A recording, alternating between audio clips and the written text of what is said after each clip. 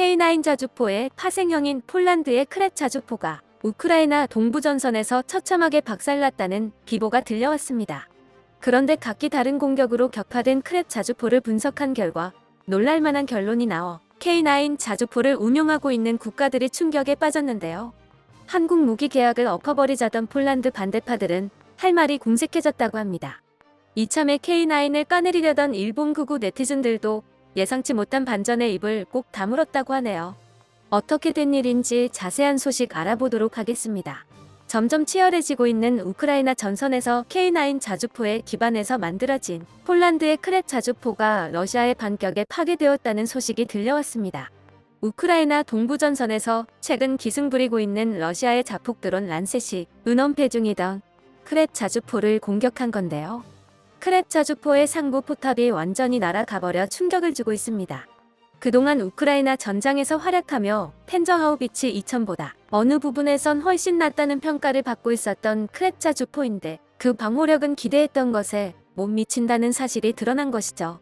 그런데 크랩 자주포의 격파 소식의 그 원형이라고 할 수 있는 K9도 마찬가지인 게 아니냐는 의문이 제기되고 있는데요. 하지만 같은 전장에서 이를 반박하는 증거가 나와 입을 다물게 만들었습니다.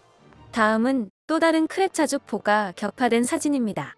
앞서 상부에서 공격을 받아 완파되었던 크랩 자주포와 다르게 대전차 지뢰를 밟고 궤도와 하부가 손상되어 운용이 불가능해진 크랩 자주포인데요. 앞서 경우와 다르게 이번에는 사상자가 발생하지 않았다고 합니다. 이는 공격당한 부위가 차체였기 때문인데요. 한국 K9의 차체를 그대로 가져다 쓴 부위만이 공격에서 무사할 수 있었던 것이죠. 크랩 자주포의 차체는 K9과 같은 부품을 쓰고 있지만 포탑 부분은 영국 AS-90 자주포의 포탑을 사용하고 있습니다. 때문에 포탑 부위의 장갑만이 차체에 비해 부실한 사람으로 치자면 하체만 근육이 넘치는데 상체는 비실한 체형을 갖고 있는 것이죠. 반면 한국의 K9 자주포는 국내 포스코에서 특수 제작한 두께 35mm의 고경도 고장력 특수강을 사용한 장갑을 사용하고 있습니다. 이는 상부 10m 고도에서 폭발한 152-155mm 포탄에 대해서도 승무원을 보호하는 게 가능하죠. 이에 비해 크랩 자주포 포탑 부분 장갑은 최대 17mm에 불과해 K9 자주포 장갑의 절반도 안 되는 두께를 가지고 있습니다. 거기에 AS-90 포신이 이미 단종돼버린 구형인데다가 실전에서 포신이 과열되어 녹아 떨어져 나가는 대참사까지 일어났었죠. K9 자주포의 방어 능력은 이미 실전을 통해 검증이 됐었는데요. 2010년 연평도 포격전 당시 훈련 중이던 6문의 K9 자주포 중 2대가 북한의 기습 포격에 의해 고장을 일으켜 반격에 참여하지 못했었습니다. 하지만 이는 직전까지 포격 훈련 중이었기에 해치를 전부 열고 있던 자주포의 내부가 직접적인 피해를 입어 작동불능이 된 경우입니다.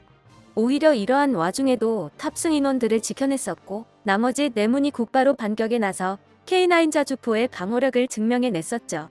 실제로 연평도 포격 사건은 해외에서 우리 무기를 도입하려는 국가들에게 한국 무기의 실전 경험을 증명하는 사례로 남아 K9 자주포가 불티나게 팔릴 수 있게 해주었죠. 이번 우크라이나 전장에서의 크랩 자주포 손실로 인해 폴란드 내부 한국 무기 반대론자들의 세력이 힘을 못쓰게 될 것으로 보입니다. 러시아의 침략으로부터 자국을 지켜내기 위해 한국 무기를 도입하기로 결정한 폴란드이지만 자국의 방위 산업에 대한 미련을 버리지 못하고 있는 이들이 많았습니다. 특히 현 정권과 반대하는 야당에서 다음 정권을 잡게 될 경우 한국과의 무기 수출 계약을 전면 재검토하겠다는 의사를 밝히기도 했었죠. 이들이 그 근거로 삼은 것은 우크라이나 전장에서 보여준 크랩 자주포의 활약이었는데요. 자국산 자주포가 러시아군을 상대로 활약하고 있는 것을 과시하며 폴란드 방산도 세계적인 수준이 될 수 있다고 행복한 상상을 하고 있었던 것이죠. 하지만 결국 그건 꿈에 지나지 않았음이 이번 사건으로 드러났습니다. 크랩 자주포는 확실히 준수한 성능의 자주포이긴 하지만 자세히 뜯어보면 그게 폴란드의 방산 능력을 보여주는 건 아니라는 걸 알 수 있습니다. 포탑은 이미 영국에서 검증된 자주포의 포탑을 가져다 썼고 자체 제작하려 애쓰던 차체도 끝끝내 반동 제어도 하지 못하는 실패작이라 K9의 차체를 가져다 완성한 것이 크랩 자주포입니다. 폴란드 부품은 하나도 들어가지 않은 폴란드에서 조립만 한 무기라고 볼 수 있는 것이죠. 거기에 한국제 차체가 없었다면 완성되지 못했을 무기이기에 해외에서도 사실상 K9 자주포의 아류작이나 파생형 취급을 받고 있는 게 현실입니다. 또한 우크라이나에서의 두 번의 피격에서 K9 차체로 된 부분만이 무사해 결국 크랩 자주포는 K9의 하위 호환밖에 되지 않는다는 것이 드러났습니다. 전반적으로 K9보다 전체적으로 성능이 뒤떨어지는 크랩 자주포이지만 그렇다고 가격이 저렴한 편도 아닙니다. 게다가 크랩 자주포의 포탑은 영국에서 생산 중단되었고 폴란드에서 라이센스 생산 중이나 향후 개량도 불가능한 상황이죠. 또한 이번 배송을 통해 양국의 방산 역량 격차를 확연하게 보여주었는데요. 폴란드에서 1년 동안 생산한 크랩 자주포는 겨우 20문에 불과했지만 한국은 단 4개월 만에 24문의 K9 자주포를 보내주었습니다. 동시에 에스토니아에 보낼 6문까지 같이 실어보냈고 폴란드에서 생산한 크랩 자주포도 차체를 한국에서 수입해서 조립했단 걸 생각한다면 너무 격이 달라 비교하기도 못한 지경입니다. 이러한 현실을 외면하는 건 정권을 잡고 싶어하는 폴란드 정치인들 뿐인 듯합니다. 이미 크랩을 생산하고 있는 폴란드 최대 국영 방산 기업인 PGZ는 크랩 생산 라인을 K2, K9 생산 라인으로 교체하고 유럽의 한국 전초기지가 되기 위해 준비 중입니다. 게다가 얼마 전 PGZ의 회장 세바스찬 흐바흐 회장은 한국 측의 KF-21과 같은 차세대 전투기 개발 사업에 폴란드가 참여할 수 있다면 영광일 것이라며 한국과 방산 협력을 좀 더 깊은 부분까지 이어나가기를 원한다고 밝혔습니다. 이윤을 추구하는 기업가답게 한국과의 협력이 가장 큰 이득을 가져올 것이란 걸 알고 있는 것입니다. 현재로도 자주포 중에서 손꼽는 방호력을 확보하고 있는 K9 자주포이지만 발전하는 대전차 무기체계에 대응하기 위해 한국 국방과학연구소에서 K9 장갑차 전용 특수장갑을 개발하고 있습니다. 현재 대전차용으로 널리 사용 중인 DPICM의 약점을 노린 새로운 형태의 장갑인데요. 성형 장약탄을 잘 살펴보면 오목한 모양으로 성형되어 폭발력을 한 점에 집중시켜 관통력을 비약적으로 높이는 형상을 취하고 있음을 알 수 있습니다. 그런데 전투 차량 상부에 실리콘 고무로 만든 부드럽고 긴 쐐기형의 방해물을 설치할 경우 상부로 떨어진 DPICM 자탄 하부에 위치한 성형 장약탄 내부까지 부드러운 재질의 쐐기형 방해물이 삽입되게 됩니다. 그런데 이렇게 쐐기형 방해물이 자탄 내부에 삽입된 상태에서 기폭하게 된다면 내부 삽입물로 인해 성형 장약탄의 기폭 과정이 방해받아 자탄의 관통력이 90% 이상 하락하게 됩니다. 비대칭 용입 체형 장갑이라 명명된 이 특수장갑을 개발하기 위해 한국국방과학연구소는 국내에서 K420 DPICM과 RTV 실리콘 고무로 만든 쐐기형 방해물을 사용해 테스트를 진행했었고 그 결과 시뮬레이션의 95%와 매우 유사한 94%의 관통력 감소 결과를 확인할 수 있었습니다. 이렇게 개발된 비대칭 용입 체형 장갑은 실리콘이나 플라스틱으로 제작되어 기존 폭발 반응 장갑과 비교할 수 없이 저렴하고 가볍습니다. 또한 폭발 반응 장갑은 취급하기도 어렵고 작동할 경우 대량의 파편을 만들어내 장갑차 주변의 보병들에게 큰 피해를 입힐 가능성도 있어 점차적으로 비대칭 용입 체형 장갑으로 교체되어 가고 있는 추세입니다.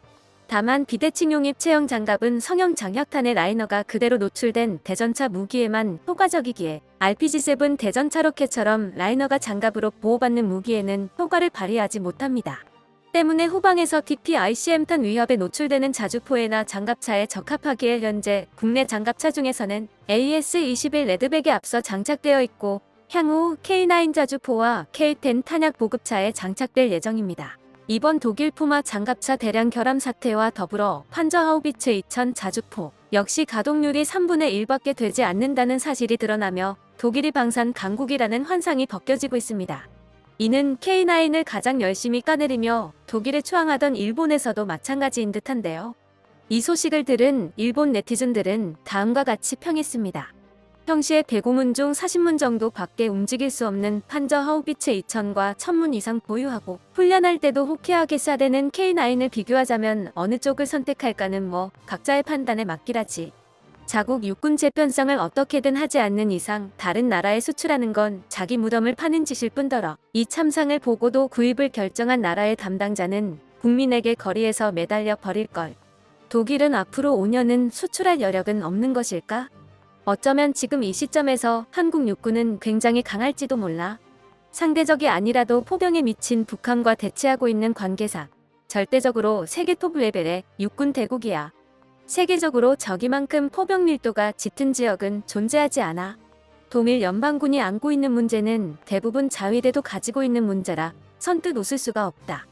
최근 돌아가는 꼴을 보면 우리는 가만히 있는데 경쟁자들이 알아서 침몰하면서 한국 무기가 좋다고 주위에서 끼워주지 못해 안달이 난 것 같습니다. 단 수년 만에 바뀐 한국 무기의 위상에 자랑스러움을 느끼며 K방산이 세계적인 브랜드가 될 수 있도록 응원을 보냅니다. 끝까지 시청해주셔서 감사합니다.